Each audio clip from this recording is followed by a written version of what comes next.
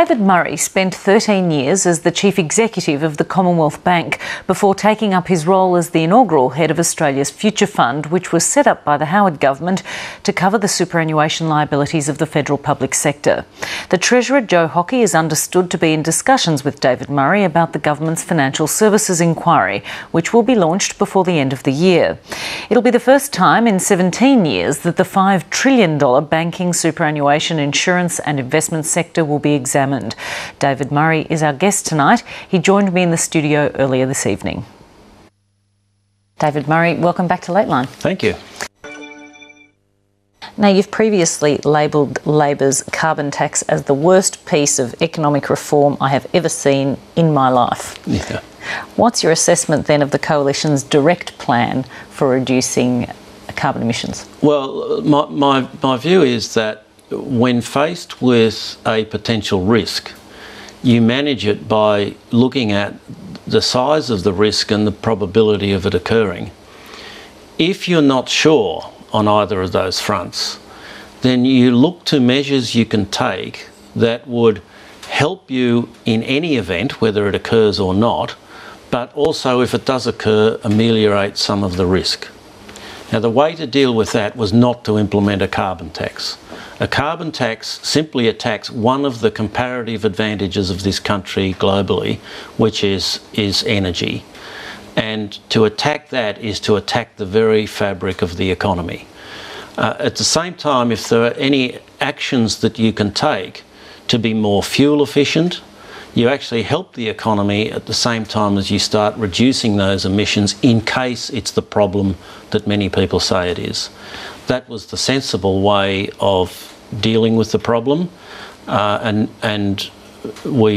because what's happened with the carbon tax is it's added another layer of costs to cost structures in Australia that are leaving us uncompetitive at a time when our economy is starting to slow down and the rest of the world is starting to pick up slightly. But you don't think reducing emissions, encouraging companies to reduce their emissions, is the way to go? No, energy efficiency is the way to go, and I am an Australian in a democratic country with freedom of speech who believes that the climate problem is severely overstated.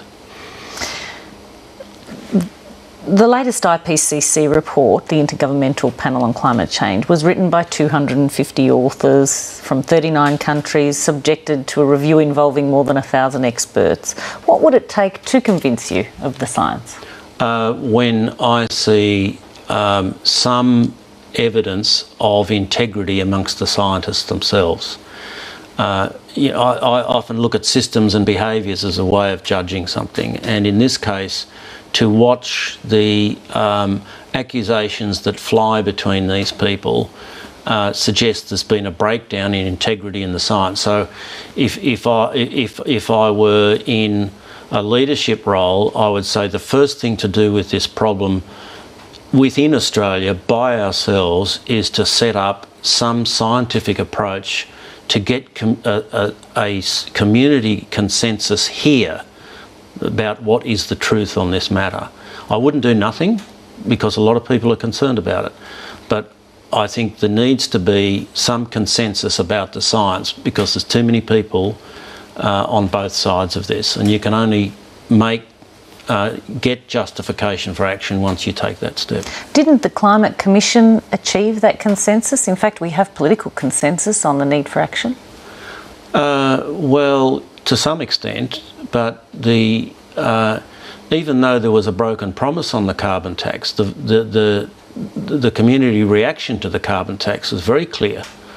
We're talking about a different thing, though, I suppose, because that's about how we act. But I'm talking about whether we actually need to, whether there's really a problem that needs addressing. But when we have the thing so highly politicised, and when we have the head of a climate commission making wildly exaggerated statements about sea level, it just doesn't help. We've got to get a whole community behind a scientifically determined and with confidence, a scientifically determined position from which we can take action, and that hasn't been done.